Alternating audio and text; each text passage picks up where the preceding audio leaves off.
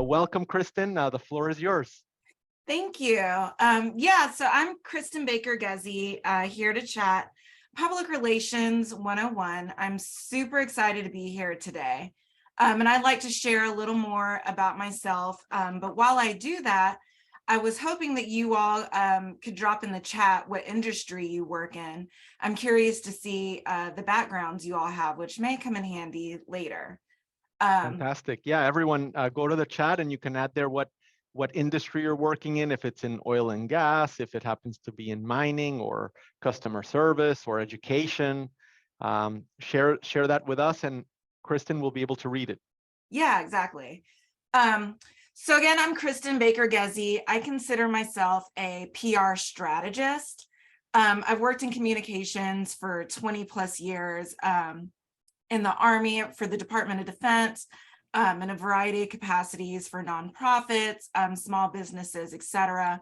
I started my career as a journalist, then moved into marketing and finally found my home in public relations, where today I focus mainly on nonprofits and small businesses. What I love about public relations is that it ties communications together by bridging storytelling with branding. I also love the relationship building nature of the job, which reminds me of my days as a reporter and meeting people from all walks of life. So you kind of get a well-rounded communications background working in PR. And I see some of you have dropped your industries in here. So we've got IT, medical, accountants, banking and finance, health industry, kind of a very big, wide variety. And so I hope that our talk today will kind of give you a background in how PR could be used in these industries. So what is public relations? The Public Relations Society of America defines PR as a strategic communication process that builds mutually beneficial relationships between organizations and their audiences. Put more simply, PR is the practice of using media to promote an organization and cultivate positive public sentiment. For the purpose of this class, we're discussing PR for businesses and nonprofits specifically. There's other types of PR, for example, celebrity PR where they hire a publicist. That's a little bit different than how you would handle business PR. So I just want to make sure that we're making that distinction. Think of PR as managing the spread of information among a business's stakeholders. That could be the public, customers, your employees, investors, journalists, donors, etc. I refer to this as storytelling, and you'll hear me come back to that throughout this presentation. While the ultimate goal is to get some kind of positive coverage in the media, you are actually telling a story that is of interest to both the media's audiences and your stakeholders. And what I mean by that is oftentimes I'll have a new client come to me and say they want to be featured in XYZ magazine. And I'll say, well, what is the story? And so that means, yes, you might have a great product that is very relevant to a certain publication's audiences, but that publication is looking to find out why exactly your product matches what their readers want to know about. And so it's your job as a public relations professional to kind of bridge that gap and help make those connections. So with that, and so PR is also just one component of a successful communication strategy. Typically, a communication strategy includes marketing, branding, advertising, and public relations. Each of these components serves businesses in their own way, but they are all uniquely different. If I'm consulting with a new business or a startup, I will actually often advise that PR is the final step in their communication strategy, which a lot of times can mean that I'm turning away business. But from the way I see it is that if you don't have marketing, branding, and at least some type of advertising in place, then public relations really isn't going to serve the goals that you might want it to serve. And we'll kind of come back to that. So kind of just to go over each of these 4 components so you understand how they work together. Marketing is the practice of attracting clients to your business. Branding, advertising, and public relations are all dependent on marketing to help identify the best strategic opportunities for your business. Branding are the visual elements of your business. This is what's called the look and feel, the logo, the color schemes, etc. This is also your website copy and your blog content. Think of branding as how you want your business to be perceived. And this should be consistent across all media. So the look and feel of your social media should match the look and feel of your website, for example. Advertising is the promotion of your products and services through paid channels. I'm sure we all know what advertisements are. This could be TV commercials, radio spots, et cetera, social media ads. Kristen, let me just see if the idea of this chat is if you guys have any questions, for example, in your industry. Kristen asked at the beginning what your industry, what industry you work in. So if you have any specific questions about how public relations might be used in your company, in your department, maybe you have a question about something that was done the right way or the wrong way. If you have any questions or comments, you can always ask Kristen, if you don't mind. Would you like us to ask questions as they come, or would you like us to, throughout the presentation, wait until certain times to ask? What would be best for you? You can certainly put questions in the chat as they come, and I actually have some spots built out throughout for questions. So amazing. So yeah, the only question I had so far, or comment actually, would be, every company wants to, just like you said, they come to a PR, they say, look, I want to get, they want to do a press release, and they do a press release, but then, okay, how do I get this press release that, you pay? I think typically you pay like $150 or $200 to get it on the AP or the Newswire. That's straightforward enough, to structure a press release. But how do you go from the press release to getting that picked up as a story for free? That's, that would be ideal, and then what about this? Obviously public relations is really changing. It's becoming more dynamic. I don't know if you've noticed, but there's a possibility to purchase placements in different types of magazines. I don't know if it's the writers or the bloggers or the writers that work for that online magazine, but there seems to be more and more options where even small businesses can request an author to look at their story, maybe modify it, and sometimes for a fee include it in some type of online magazine, online journal, or website. Do you consider that kind of like the public relations, or is that kind of like the dark side of public relations? What's your opinion on those types of?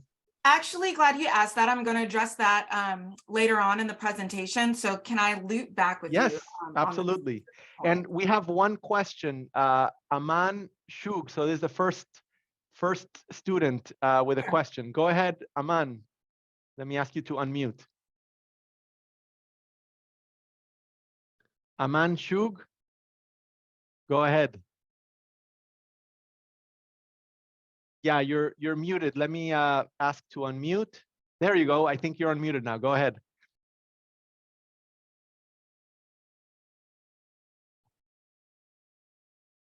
Okay, you're unmuted, but your mic doesn't seem to be on. So we'll come back. We'll come back to you. Go ahead, Kristen. We'll give him a try. So while we wait for him to come back, one last point I want to make here on PR being one component of a successful communication strategy. So how they all work together, and I think this is important too, so you know what how different communications impact a PR strategy. And so if advertising brings people to your business and branding and marketing keep them coming back, public relations is what stakeholders think about your business.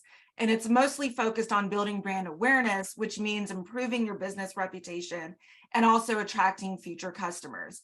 And of these 4 components, PR is the only one you cannot necessarily buy, which is what makes it so valuable. And so before I move on, are there any questions or anyone that we need to loop back to? Sure. Well, we have a question in the chat. It says, I'm struggling to sell my prospective, like an academy. It's like a school or academy to parents, to get, I guess, the parents to put their kids in the academy. I asked an expert in digital marketing, how should I package, message the advertising? So that's a question from Botsalano G. Coine. Thank you. So I think that specific question really depends on your brand and what your value proposition is. And you'd want to focus on why or how your academy is useful for parents. And so if you focus on that value proposition, that's kind of what will sell your services, and your messaging will naturally follow through with that. Yeah, one tool that we provide our students, Kristen and both Solano, maybe you want to try this, is we give you the opportunity to kind of present yourself as an expert in your field, or to showcase unique knowledge or abilities that you have. So if you want to get your message out there to parents, one thing you could do is you could participate in the AIU blog. You're welcome to submit an article about what makes your institute unique. What are some of the educational modalities that maybe are different? Maybe you give parents more access to the teachers. A lot of centers don't let the parents, into the classrooms. They have to pick up their students at the lobby. Some parents like to mingle with the teacher and talk to the teacher. So maybe you have technology, access to technology. So, I mean, you could write a blog, for example, at AIU, talking about your school, naming your school. You could talk about some of the things that you're doing uniquely, both at a webinar. We allow our students to participate in webinars. So if you want to talk about the educational initiatives that you're taking, we'd be happy to do that. And that helps position you as an expert in the field. So when someone looks up your academy and they know that you're the director, you might be able to link to some of these resources that you've published, that you've been interviewed in, or if people look for you by your name, they might come across some of these online postings, whether it's an article or a video, and that adds to your appearance of an expert. It adds to the prestige of your academy, and that's part of the public relations. Yeah, and if you follow along with me here in a couple of slides, we'll go over different types of media, which might spark some ideas of where your communication strategy might be lacking. So moving on, so value of public relations. Pew Research study found that 27% of adults trust information from social media, 56% of adults trust info from national news, 75% trust local news sources. I thought this was really compelling, particularly that 56% and 75% stats here, because they demonstrate why earned media is so valuable. And so in that vein, it's PR's job to get your brand in front of the people who need to see it.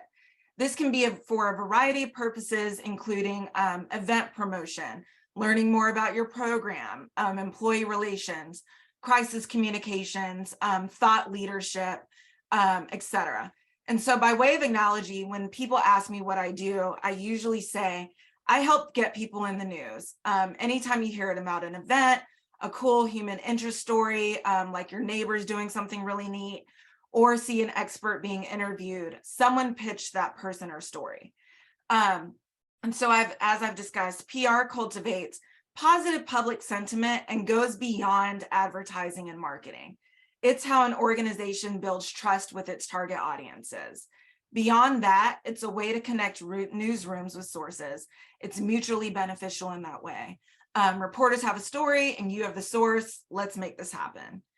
And so another gap that PR fills is that with so much choice and decision fatigue, PR helps your stakeholders answer questions about you, such as how does this business connect with its local communities?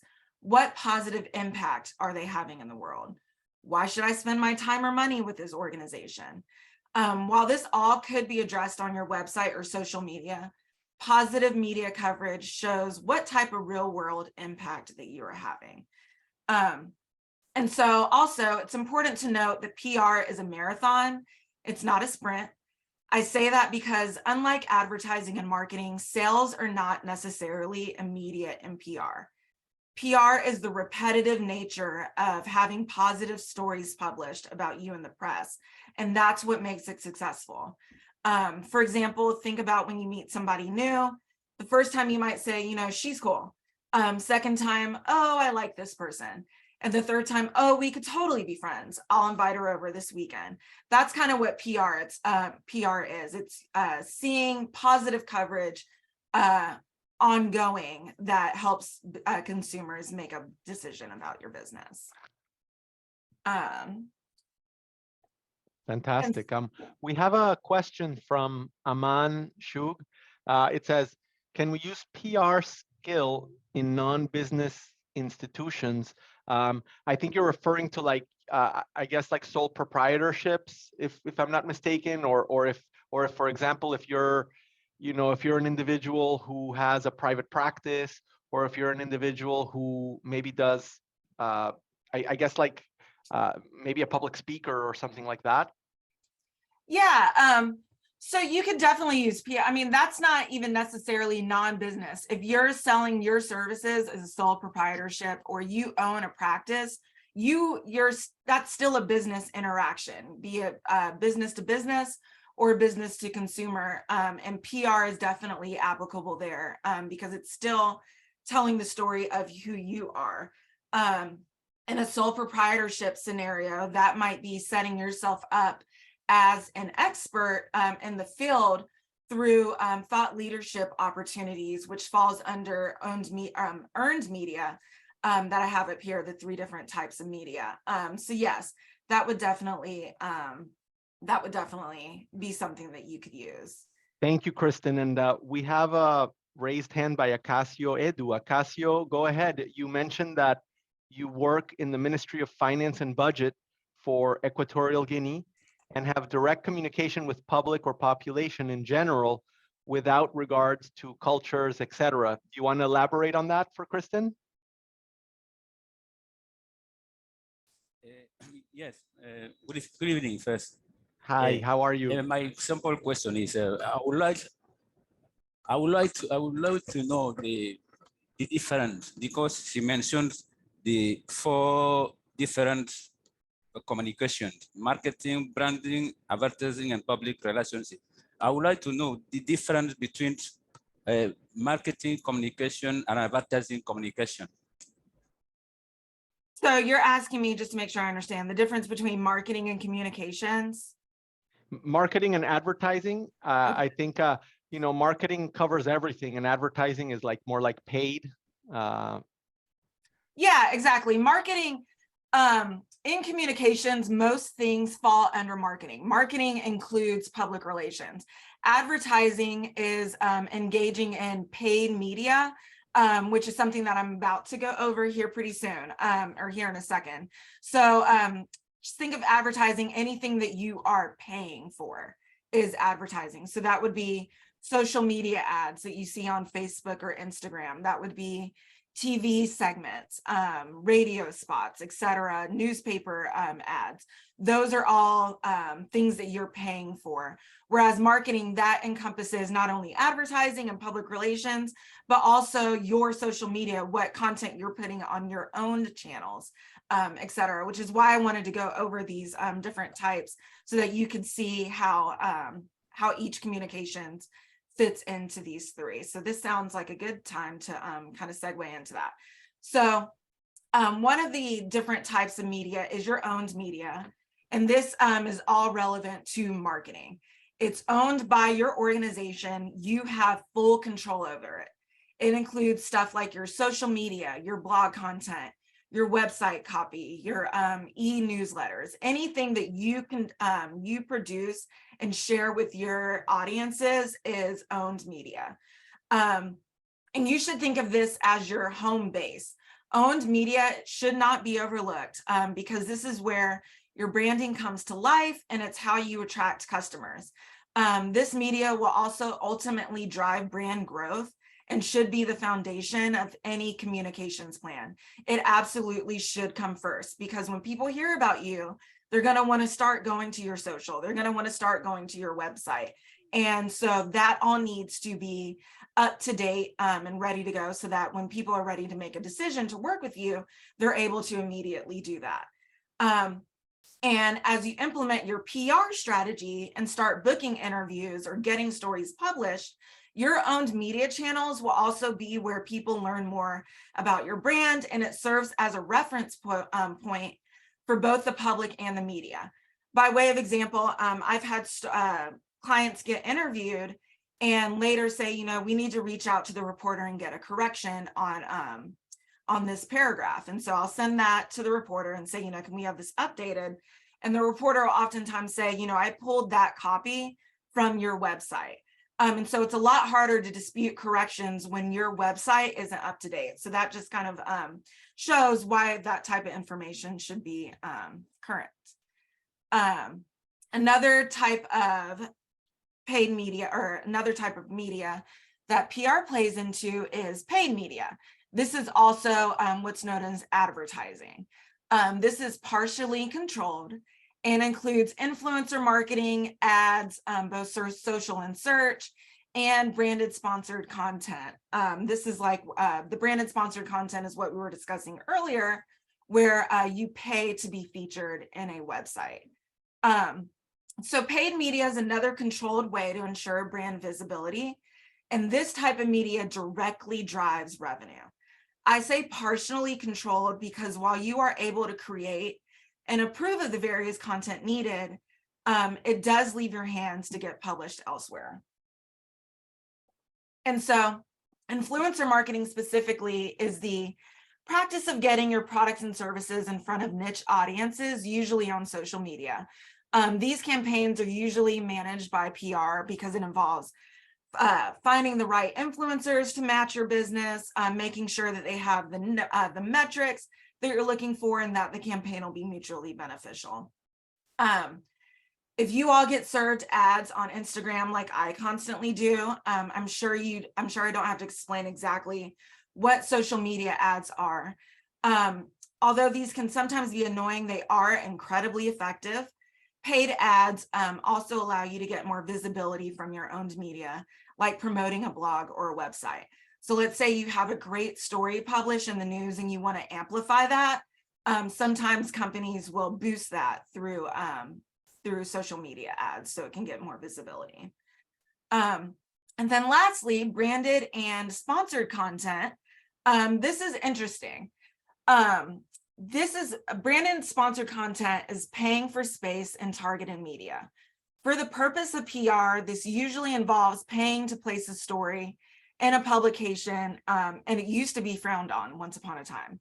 However, the pandemic changed newsrooms in that many are now doing more with less, and so sponsored content oftentimes fills the gap. So it's much more common to see companies pay for guaranteed placement of a story than it was 4 years ago. Additionally, many top-tier pubs engage in contributor programs, which is another form of sponsoring content without it appearing like an ad. The distinction between sponsored content and earned media is usually not that noticeable to the general public. So by way of example, I'd like to show you what this looks like in practice. Fantastic. And let me just bring up this webpage for you all. There we go. Can you all see my browser? Yes, Okay. yes, it looks good. Okay, so this is Forbes. Oftentimes business clients especially say that they want to be featured in Forbes. If you go to their small business page or any page on Forbes, you'll see in the byline here, written by Amy Feldman, Forbes staff. That's someone who actually works on Forbes staff. But then you come down and you see Forbes council member, contributor, contributor, contributor, Forbes council member, Forbes council member. The Forbes Council Member Program is a paid program. People apply to get into that. It's a few $1,000s a year, and they're able to submit as many articles as they want to Forbes to be published throughout the year.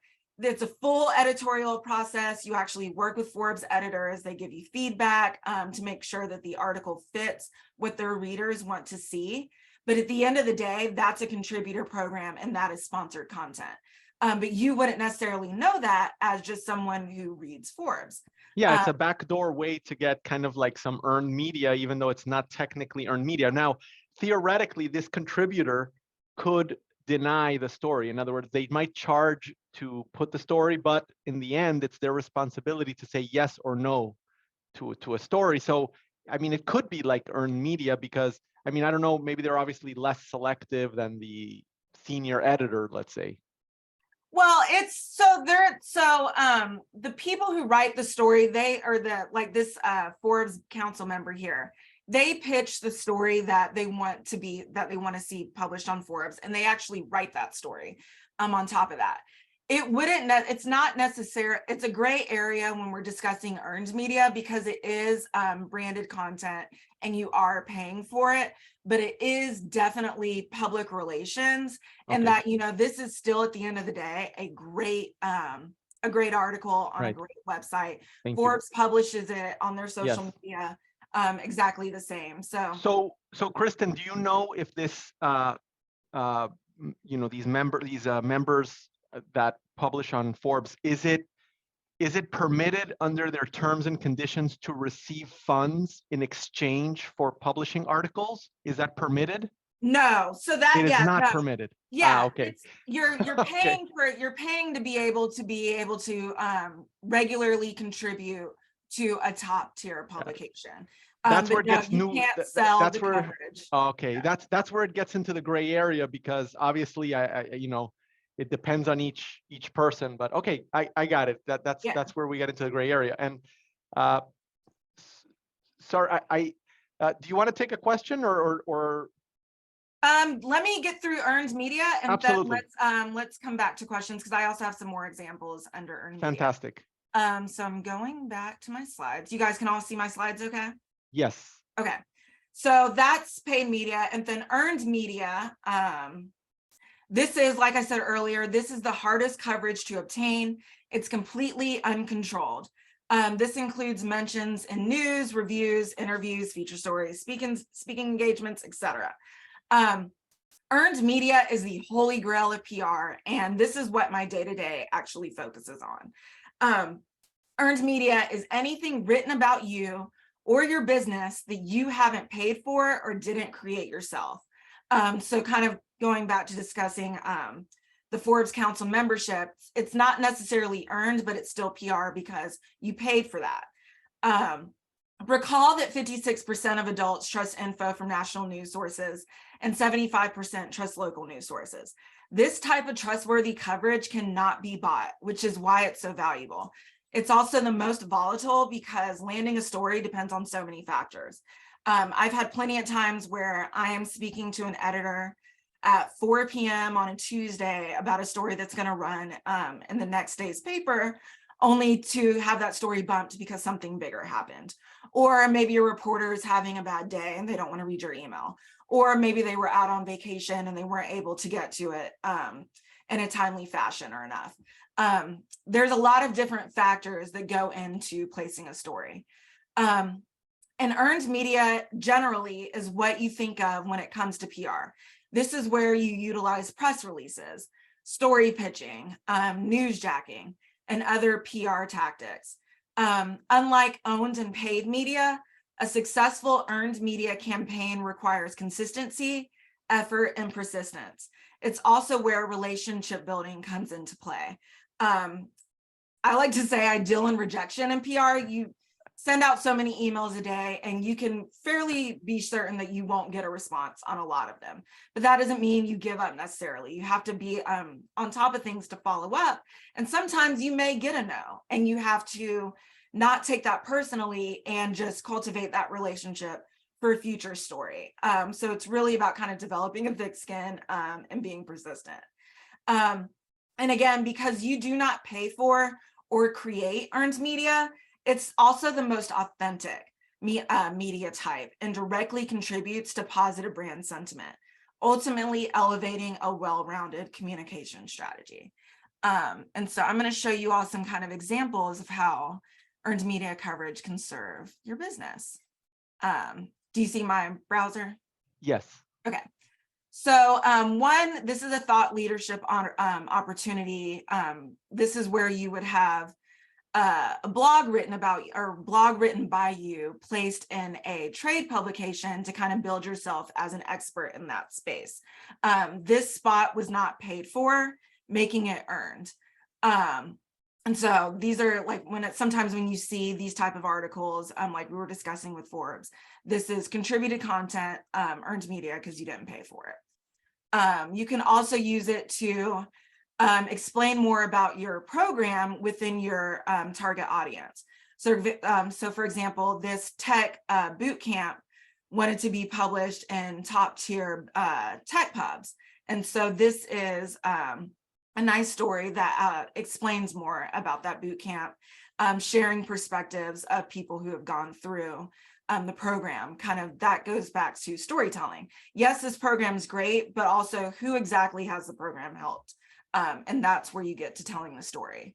Well, I just wanted to mention, going back to that one, we have Olivette Barnett who commented that he is in the outreach, he's an outreach education officer of a national museum.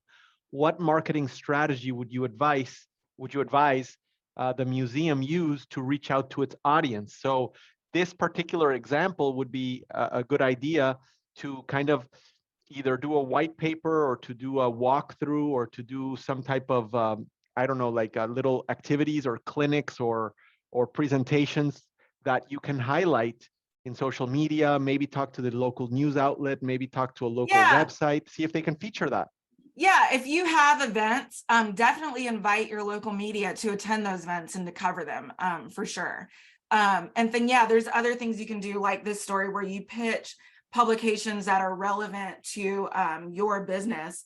So for example, I'm not exactly sure what would fit in with museums, but those type of publications, trade publications, would share more about this. Or, you know, if you have a specific type of program, let's say it's helping youth in education, that would be good for youth type publications to learn about. So yeah, think about what the story is and how your organization is helping the community. And that is where, and then you go from there. Yeah, imagine Olivette, if you can maybe invite some local school children, you know, maybe some classes, you know, invite them over to see an exhibit during the day, maybe at a reduced admissions fee or even free. And if you can get, you know, some you know, video or picture of that or some quotes from the teachers or from the students, you could then kind of share that with other schools. Maybe the school could share the experience on their social media post and it can get picked up by other schools, and maybe more schools will make the trip because they want to have the same the learning experience that the museum offers. So that's I mean, that's an excellent position to be in for PR. I think at a national museum, there's so many things that could be done. Yeah, and in the same vein of hosting events, you can, like where we were talking about inviting reporters to attend your events and to cover them. That's kind of what this story is outlining. This organization had a Black Women in STEM webinar, and so we invited media to come cover it, to which they wrote up this nice feature article about it so that the public can learn more about that and sign up for future events. Another way PR can work for you is thought leadership and business publications. So placing opinion articles written by you, sharing your expertise. You can pitch things like that. Podcast pitching, being featured on podcast interviews is also a component of PR. So someone's pitching your story to various relevant podcasts, and kind of, again, bridging that gap between why what you have to say matches that audience. And then lastly, again, if you have an event or something coming up that involves the public, that you want the public to get involved in, again, you can send that to local media, and they can write a story about it and letting the public know that event is open to the public and you're invited to participate.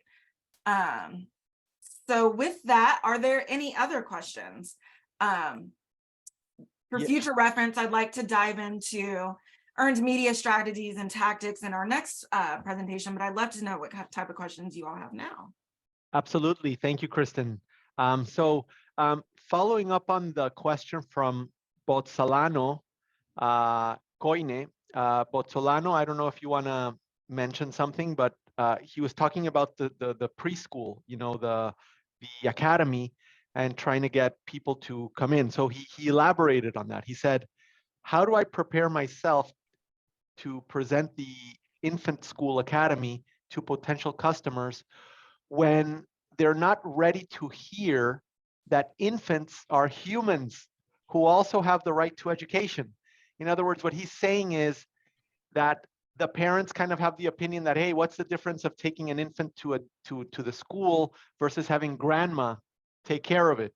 So I imagine this is kind of like an education, like an educational outreach, trying to show research statistics showing, you know, what is the benefit of an actual teacher versus a grandparent? You know, a grandparent, I mean, obviously there's amazing grandparents that act as fantastic teachers, but overall, sometimes the grandparent might be doing other activities and the kid is just kind of roaming around the house doing nothing.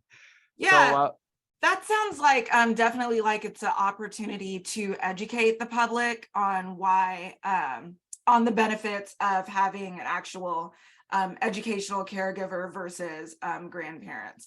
And so I would say that education honestly starts on your website.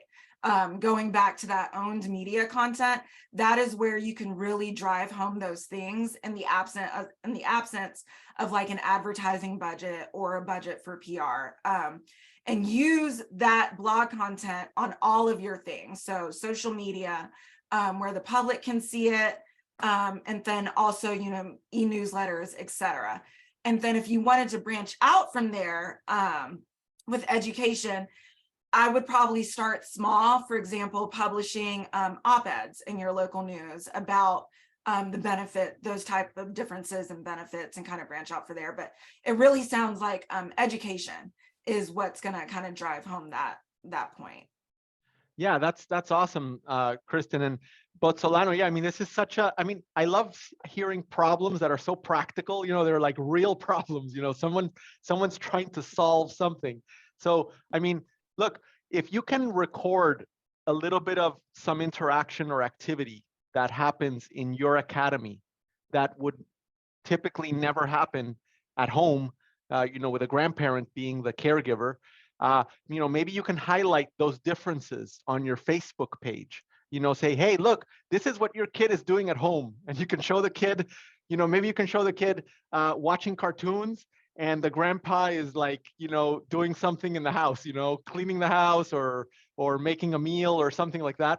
And then you can show that, oh, and this is what's happening at the academy.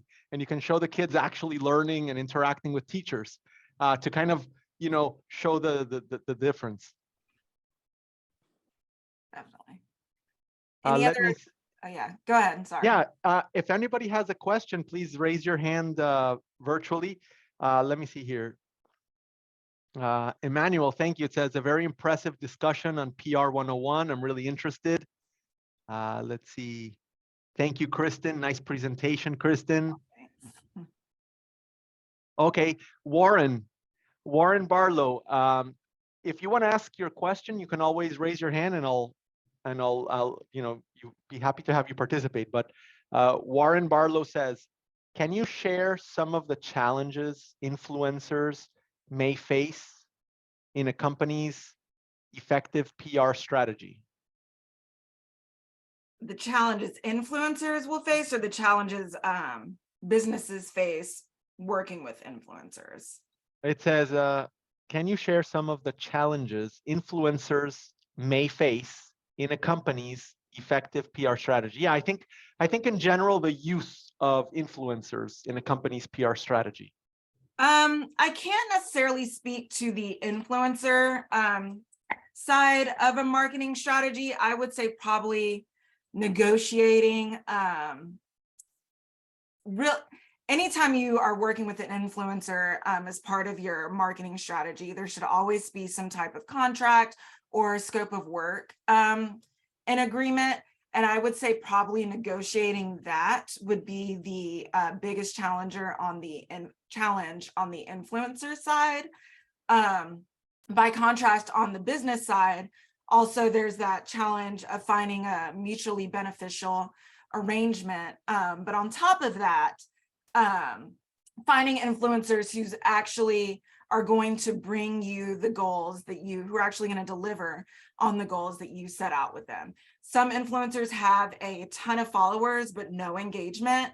And Right. so if you're paying that person to feature your product, then you want to make sure that you're getting some kind of return on investment. So make sure that you are doing that background research before you ever engage with someone, and also make sure that that you have both agreed on in writing how the campaign is supposed to go, and that should protect all parties.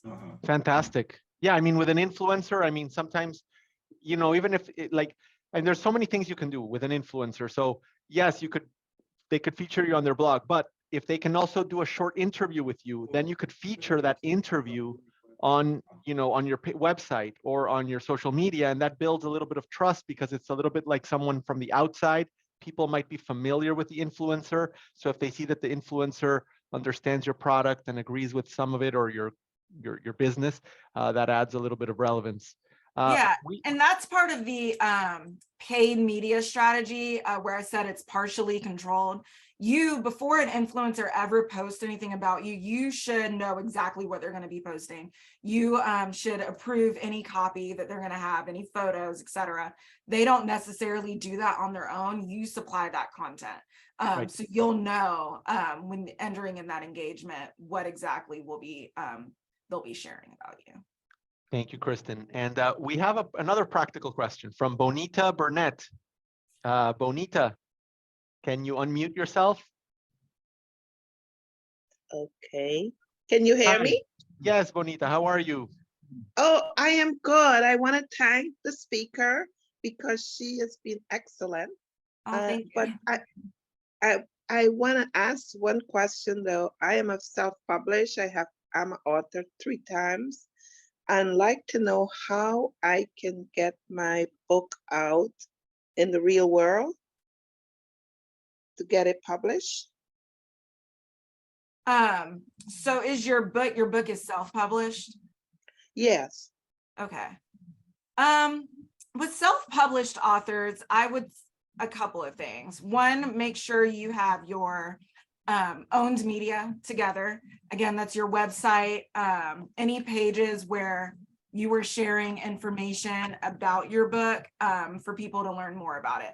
So definitely make sure you have a website, at the very least have social media. And that's your first step. From there, I might reach out to your local media and grow out from there. So letting your local news know that, hey, there's a self-published author here. Here's what these books are about, why it's relevant to whichever audiences your book pertains to, and kind of grow out from there. A lot of times with PR, people feel like they want to start with national news and kind of go down. But again, going back to that Pew Research stat, most people trust local news first. So if you build up from there, I've seen campaigns grow to be included on national news like Today Show or Live with Kelly and Ryan, et cetera, that started as local news sources. Right. So kind of build out your coverage, but definitely make sure that you have your owned media together and that you are promoting that. And that might mean that you have to put in some advertising budget. Again, like I said, communications is a holistic approach, and PR is usually the last step. So make sure that you have your owned media together. You might have to advertise a little, and then from there branch out. And Oh, Bonita, thank you. and Bonita, Thank you. we're also here to support you. I mean, if you're publishing a book, we would love to, you know, mention in our news, you know, in the university news that, you know, Bonita is publishing a book. We can put the title. We can have you write like a paragraph about what the book is about and why people should read it. You know, if you want to put a picture of the cover of the book, we can put that also in the news, because we have, you know, obviously we have news that we publish every day. We have a monthly email, you know, online magazine that we can also mention that. So we'd be happy to help at least get a little bit of the word out on the book that you're publishing as well. So we'd be happy to help you with that. Well, thank you, and thanks for everything. I really enjoy, and I learn a lot of stuff from what to do now. Good. I'm glad to Absolutely. hear that. I'm really glad to hear that. Thank you. Okay, I have here Asina Abbas. Asina, if you would like to elaborate, please raise your hand and I'll unmute you. She asks, interesting presentation, Kristen. My question is, how can a nonprofit organization increase publicity and visibility? Well, you're in the right hands, Asina, because that's exactly what Kristen does. Yeah. So with nonprofits, one of the reasons I love working with nonprofits is because inherently you are doing something good for the community. So I would say lean into that where PR is concerned. Again, whenever you're having events, invite the media to attend those events. Make sure that you're sharing that information on social media, your own channels. You'll hear me go back to that a lot because your owned media really is important. So that's one way that you can increase visibility. And again, Matt, think of it from a storytelling aspect. So what does your nonprofit do? Who are you serving? And make that your story when you're soliciting coverage. For example, to use a veterans nonprofit, whenever we have local events, we invite the media to come cover that. If there's any volunteers, we share with the volunteers, local hometowns, what's going on, and that can kind of create some of that pre-event buzz. But then, like you saw in one of the examples, we have reporters cover events after the fact. And then also using the veterans example again, there are plenty of magazines and publications that focus specifically on veterans initiatives. And so a lot of time we send that information to those publications to share more about their mission and why that connects with that publication specific readership. So think of what you're doing, who you're helping, what the story is there, and kind of branch out from there. I hope that helps answer your question. Asina, did that answer your question, or do you have anything else to add? Okay, that's great. What do you think, Kristen, about maybe drafting like a white paper for an NGO, or a white paper for like the educational institution, like basically the use of white papers to kind of present your unique, you know, what unique thing you're bringing to the table, and trying to get earned media, I don't know, through white papers? Yeah, so white papers and case studies are interesting. In that they showcase, you know, who you are and what you do and the impact you have. However, when that gets to a publication, quite frankly, it's usually incredibly boring. And so you need to, again, go back to storytelling. What does this white paper or case study say that's relevant to the general public? For example, one of my clients is a digital marketing agency, and they've written a lot of case studies and white papers on how their services has impacted specific clients in specific industries. For example, the accounting industry. I pitched that case study to a particular publication, and they came back and said, we would like to see this from the client's perspective, the accounting client's perspective, not the digital marketer's perspective. And that's because, you know, of course, the digital marketing agency wants to toot their own horn and show how great they are, right? But what really matters there is the impact that the digital marketing agency's service has had on that accounting client, and they want to see that impact explained through the client's eyes. So if you are coming up with a white paper case study, that's great. That serves as owned media content. That is content for your website, for your newsletters, for your social media. But if you're going to pitch it, find the story and make that relevant to the publication.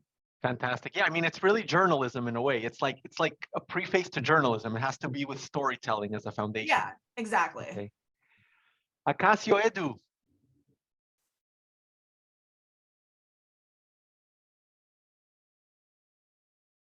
Hi, Acacio. Go ahead, please. Okay. Thank you for giving me My pleasure. that opportunity. My last question will be, you realize that the internal communication is very important in any company or department. My question, and a company who want to get the objectives trusted in a determined moment, but the internal communication, if it is not functioning very well, that may affect the marketing and the public relationship. Just to make sure I understand correctly, you're asking if internal, If the internal communication affects the marketing and public Yeah. relationship in internal a communication company. impacts all of public relations, etc. Absolutely, it does. Internal communications, particularly employee relations, should be the foundation of any business. It's really hard to go out and place a bunch of stories about how great your company is when all of your employees internally know that everything's a mess. So oftentimes employee relations will come first, and all of that positive coverage naturally happens later. By way of example, I work with a nonprofit who completely redid their entire C-suite, fired a bunch of employees because their internal company culture wasn't great. And since then, all of their coverage has naturally been positive, and they've naturally had positive stories to share because the internal atmosphere matches who they say they are as an organization. So definitely you want to make sure that kind of your ship is right before trying to claim as such in the public. Fantastic. Okay. Thank you. Welcome.